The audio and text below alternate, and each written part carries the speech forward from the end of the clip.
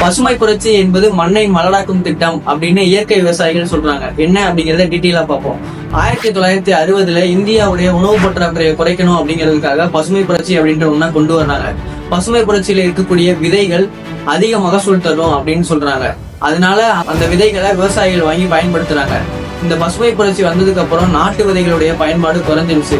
நாட்டு விதைகள் பயன்பாடு குறைஞ்சதுனால அடுத்தடுத்த வீரியமிக்க விதைகளை மக்கள் இழந்துகிட்டே வந்திருக்காங்க. என்ன அப்படின்னா, பசுமை புரட்சியில வரக்கூடிய விளைச்சல்ல அந்த விதைகளை அடுத்த நடவுக்கு பயன்படுத்த முடியாது. திரும்ப போய் நம்ம கடையில தான் வாங்கணும். இந்த கடையில வாங்கக்கூடிய விதைகள் அதுவாகவும் வராது. இதுக்கு ரசாயன உரங்களை பயன்படுத்தினாதான் நல்ல மகசூல் கிடைக்கும். ஆனா நாட்டு விதைகள் அப்படி கிடையாது.